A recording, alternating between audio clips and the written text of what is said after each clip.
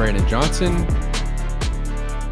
It is, I guess it's week 3. We just finished week 2. The season's going by quick. I know we're only 2 games in, but we're after this about to preview week 3 already, which is completely wild to me. But Tyler, I know we usually focus and open Chiefs, but going to start the show a little different.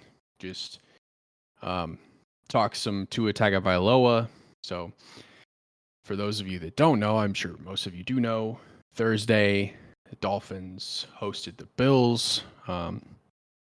Bills absolutely routed the Dolphins, but big story was Tua Tagovailoa suffering his 3rd concussion in the NFL. And just to kind of take you back, in 2022, he suffered 2 concussions. Tua did. He missed much of the season due to those concussions, and there was like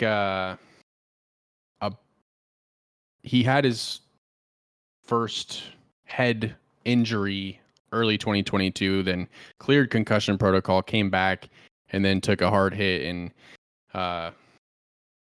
went into the fencing position, and then missed a lot of the season.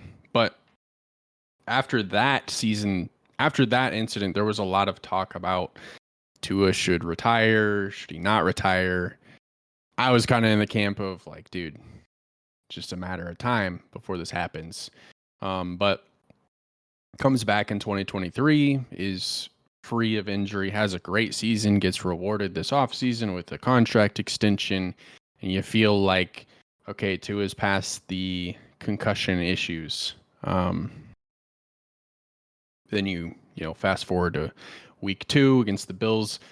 Dolphins are already down big. Tua is trying to extend a play and get a first down where probably should have slid. I mean, obviously, looking at it now, he should have slid. He goes forward, dives forward into Damar Hamlin and takes a hard hit on the head and is out with a concussion. And as of today, Tua is on the injured reserve, so he's going to miss at least 4 games. And I saw Adam Schefter earlier today say that Tua has no plans to retire. That's what I want to talk about a little bit, Tyler, is, I mean, at what point is it not worth it? Because you've had 3 concussions, 2 of them seeming to be pretty decent concussions. I was in the camp the first time of leaning more towards retirement, because though it was just, it was like too much. He already had 2 just brutal head injuries on the field that everybody saw. They were, I think 1 or 2 of them were on Thursday night games as well, and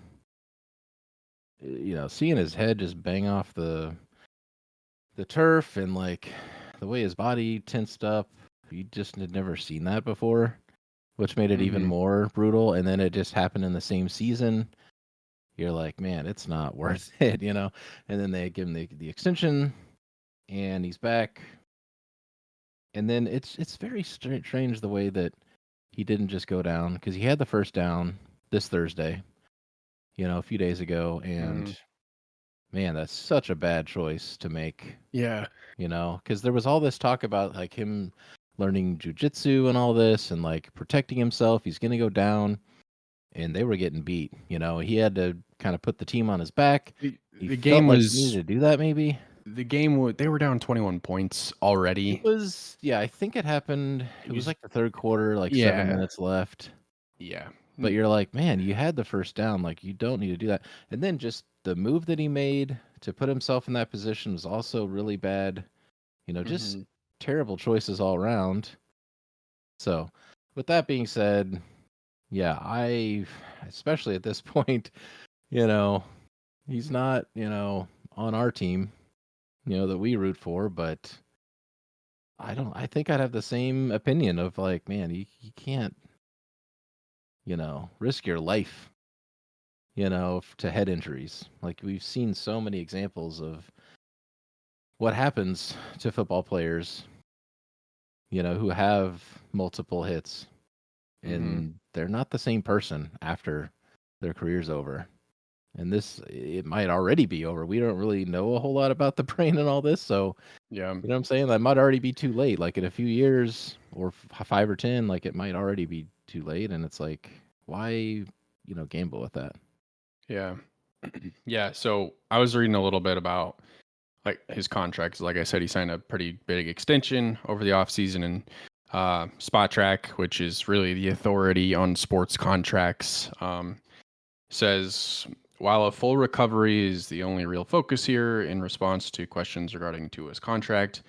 So the deal includes 167 million guaranteed for injury, 43 of which has already been paid in 2024. Okay. If he's medically cleared to return to football but opts to retire, he will forego the remaining 124 guaranteed, barring a custom settlement, which if he goes that route and he's cleared and he makes if he's medically cleared and then makes the decision to walk away, I feel like they probably Tua and the Dolphins probably would settle, and he'd probably still get a pretty good chunk of that. Right. I just feel like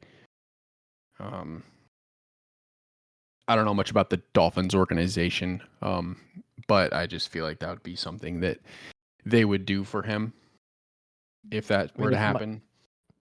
if Mike McDaniel had anything to say about it, like he would, lean towards like, paying the guy. He clearly loves the dude, but you're also like, how do you put, a guy that you clearly love like out in the, in that environment again after 3 pretty big ones? I think this is 4 because I think one of the concussions they reported as he wasn't concussed. Yeah, it was like the neck injury or something. I think that was either the first or second one that happened. I think that was the Me- first Oh one yeah, that led to the second one, because it was like it's his neck, and then he played, I believe, Thursday night, like 4 days later, and then that's when he took that big hit. So and that was when I believe there was a full investigation into that entire situation. Right. But for me, obviously, you want the best players on the field.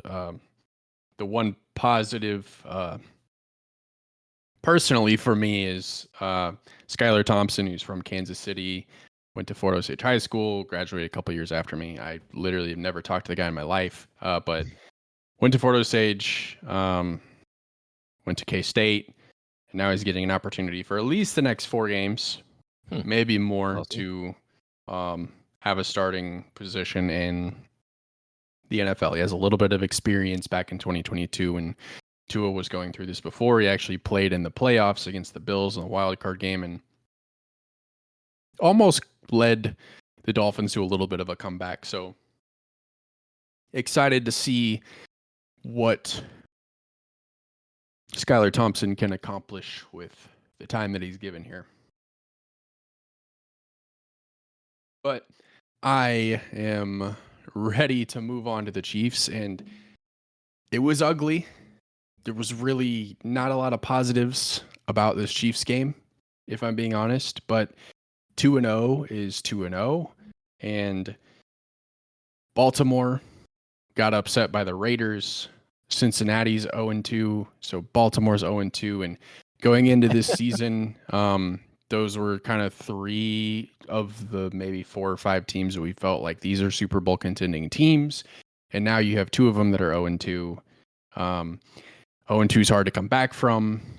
It's a little early to probably reevaluate like whether or not those teams can make the playoffs, but definitely uphill battles for both of them.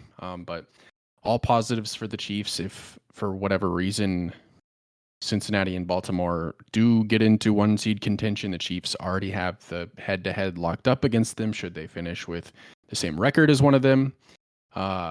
So I guess that's the positive in that, is playoff implications. I know 2 weeks into the season, it's kind of weird to talk about that, and the fact that you leave with a win. But Isaiah Pacheco, IR. Learned some bad news about Hollywood Brown. Likely not going to suit up at all for the Chiefs this season. He's having shoulder surgery.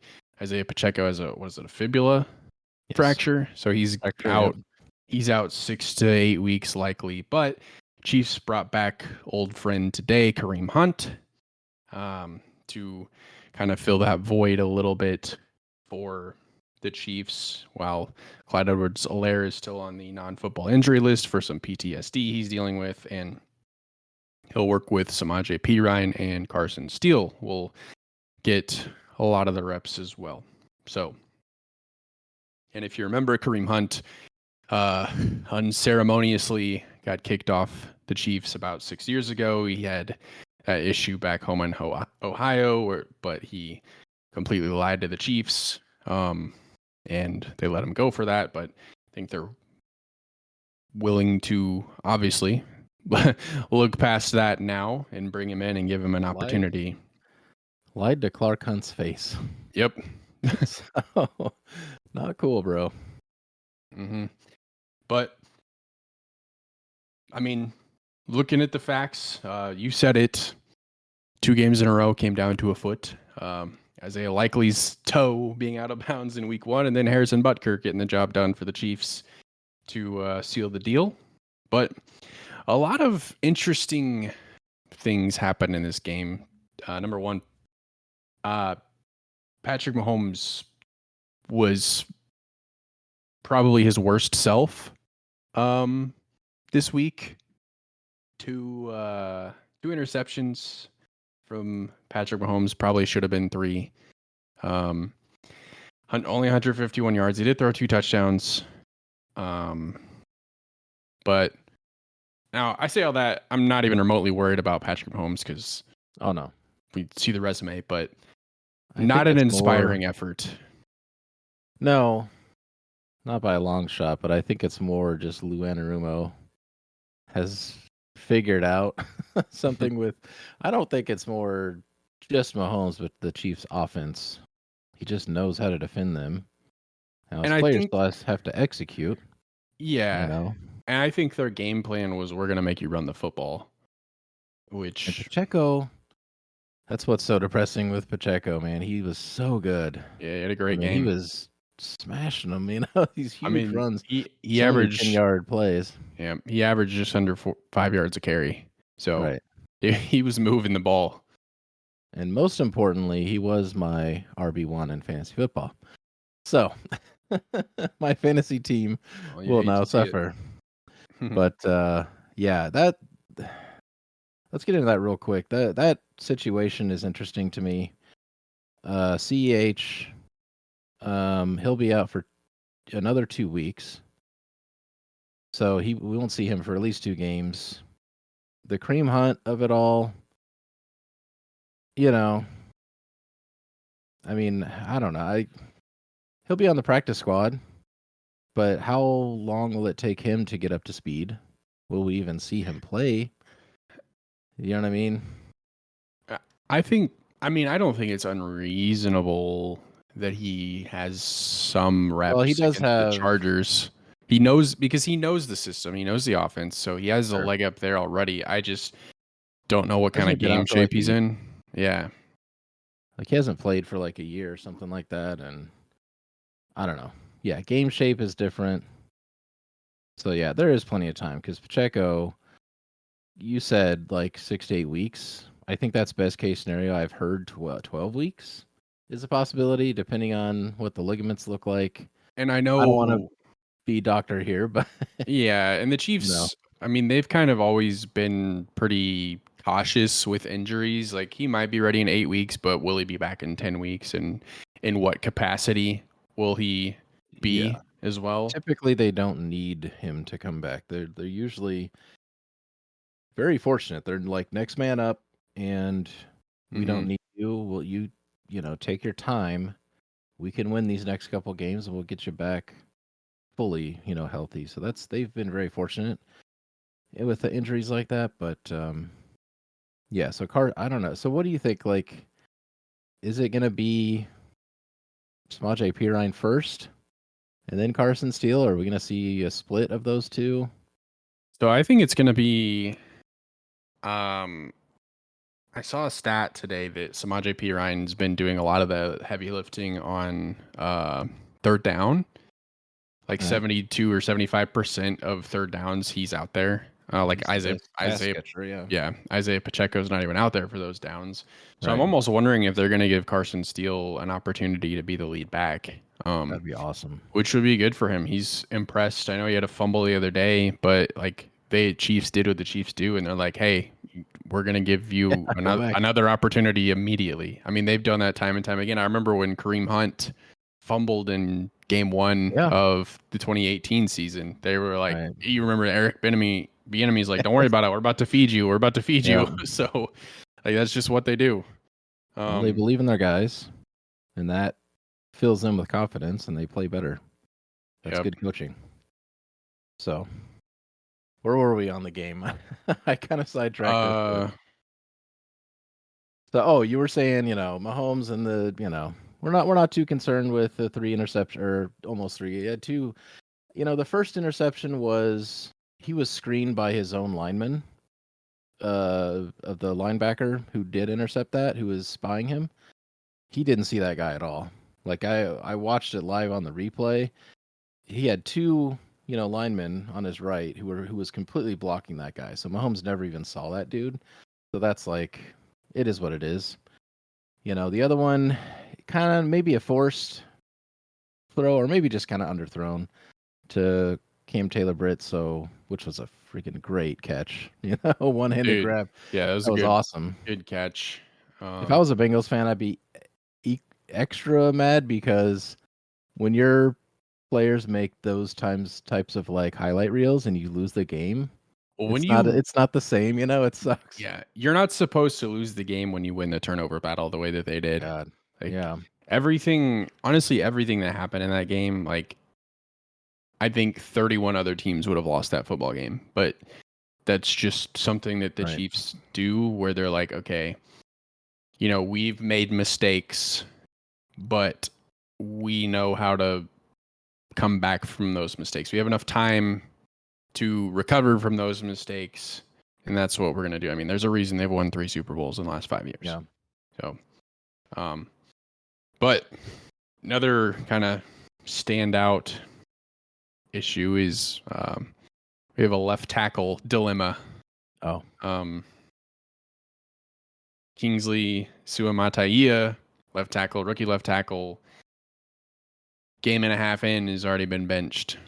And Andy Reid Wanya Morris went in for him.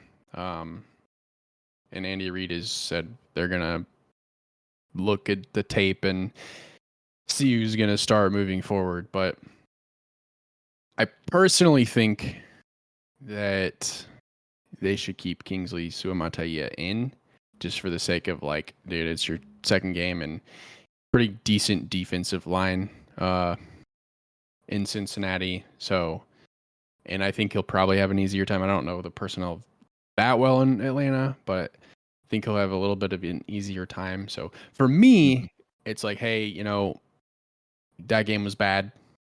It happens, but we're going to move forward. That's kind of what I would like to see happen. Right.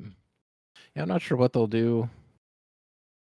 I liked his response after, post game where he was just like, I don't know if he said it. He's like, I'm basically still learning. I think he kind of used some language there, but he was like, it's on me, and I gotta work harder to keep that position. If I want to start, that's on me to get better. Yeah, very mature response, I guess.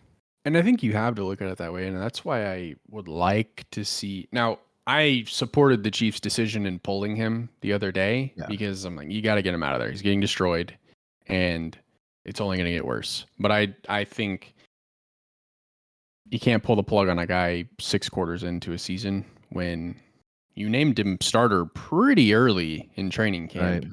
So I don't know how long it takes to kind of get your feet under you if you're, a rookie offensive lineman in the NFL, but I know 6 quarters is not enough time. So, right. And I think I already said I think the Falcons will be a good place for him to like, hey, this is a get right game for you. Yeah. Yeah, and we'll talk about them in a little bit. Yep. And yeah, speaking of Monday Morris, another big man touchdown, Loved which it. is awesome. Yep. Those are the greatest.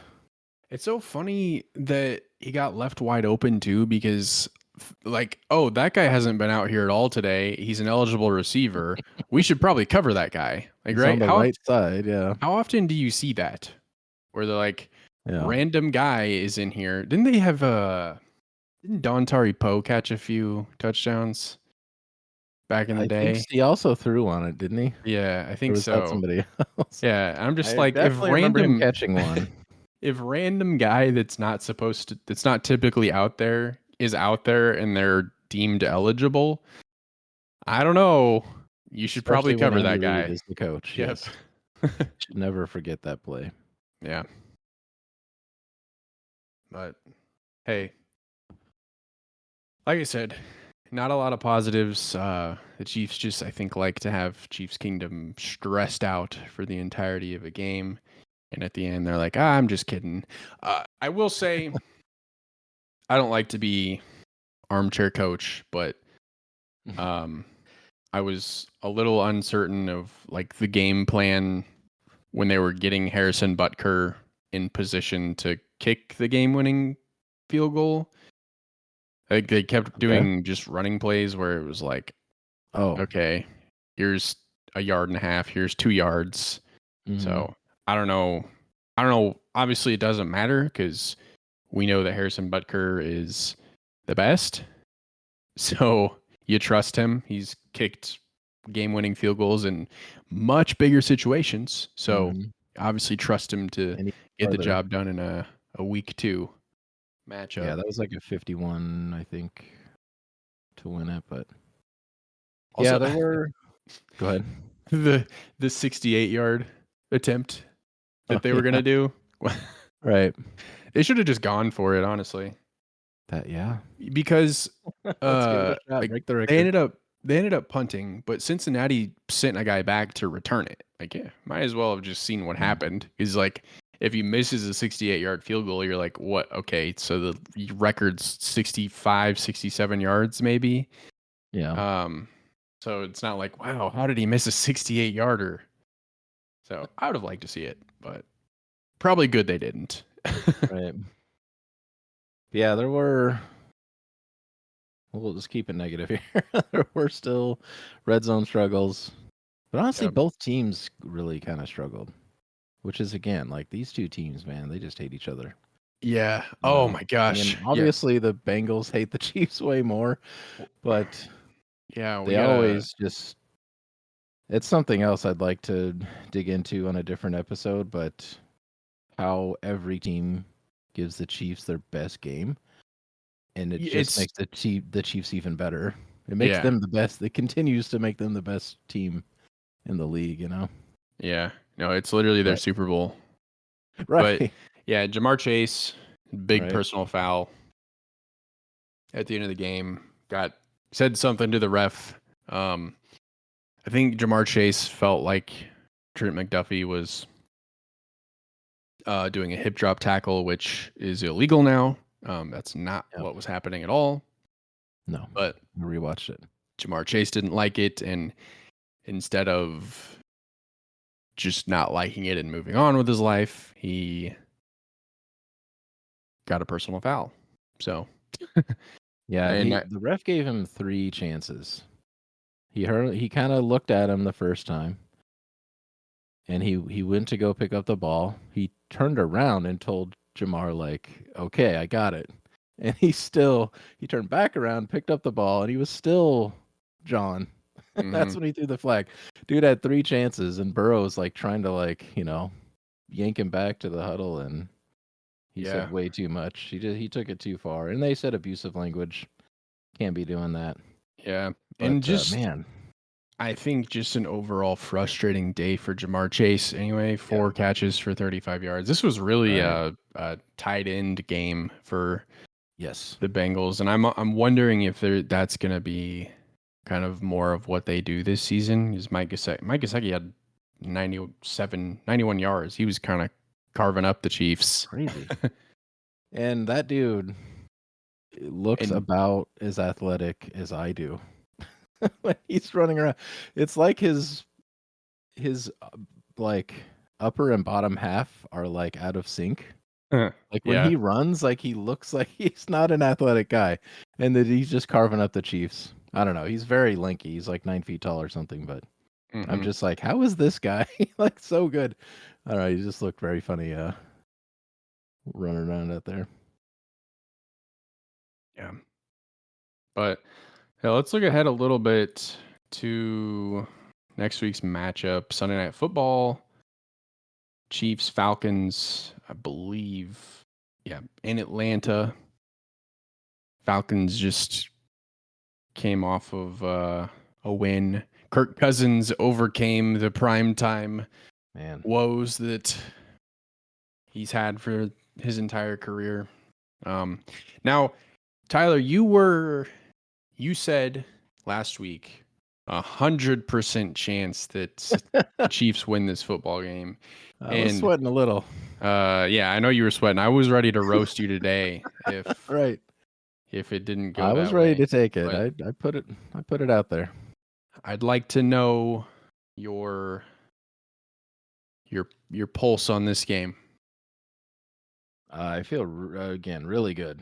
I'm not going to come out and say cuz the Cincinnati losing to the Patriots in week 1 they just looked so out of sorts, and their defense just did not really show up, and the Patriots carved them up. It was like it wasn't easy, but the Bengals could have absolutely won that game. They had a drop touchdown and fumble at the goal line, but they just looked that bad to me, and I was like, oh, the Chiefs got this, and it's a 1-point game.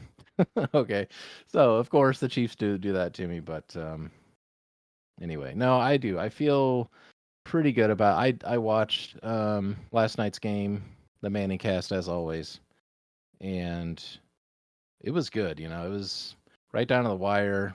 I think it says a lot more about the Eagles than it does the Falcons. What happened last night?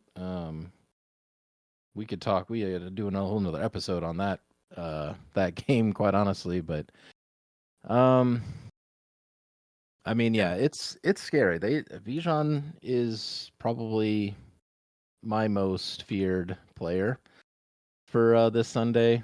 Like he Mhm. could, carve up the Chiefs, and obviously Kyle Pitts. That's been their Achilles heel this year, is these tight ends.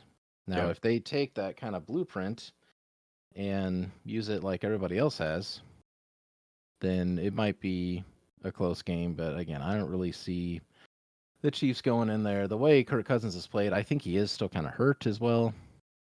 He hasn't really been playing to his best, so I think Yeah, no, he'll take it. he was he was better yesterday. He was not good Oh in yeah. week 1. He was not good in week 1 at all. But even like Bijan Robinson was good as well. Um, and yeah, just the other player you mentioned, Kyle Pitts. I still don't think he's quite there for me to be worried as far as just utilization. Like he had 3 targets in week 1, 4 targets in week 2. So It'll not take time for overly, them to get in yeah, sync. yeah, not overly concerned there. And I just the Falcons are the 24th. I know it's 2 weeks, so really small sample size. But they're the 24th ranked scoring offense right now. So, Mm-hmm. and I feel mostly good about the Chiefs defense. I know that there's just been through 2 games just a handful of like, what are we doing? But it's just So, stuff that I expect to get worked out. oh sure. Yeah, that was actually a big story about last night's game against the Eagles because their final drive, for the Falcons to go down and win it, the Eagles didn't put any pressure on a pretty hurt, like probably still stiff, Kirk Cousins. So it's like, why are you not rushing this guy? And that's what Spags does best. That's what Chris Jones is the best at. Karlaftis has been in the backfield causing all kinds of problems, and that's where I'm like, that's the key difference. As soon as they have to start passing, I think Spags is a much better play caller and can disrupt Kirk Cousins a lot better. Yeah, I feel comfortable and confident that the Chiefs are going to win this game. I'm hoping I win this by 2 scores. Right. Like even if it's just by 10 points, but like let's not mess around with the Falcons, cuz I'm not willing to. I like Kirk Cousins. I root for him. Just not willing to, like, we can't be losing to Kirk Cousins and the Falcons. No. So I don't know if you have anything else. No, that's good. All right. Well, that's a wrap on week 2. We'll be back next week to discuss Chiefs Falcons and any other big news that comes up. See you then.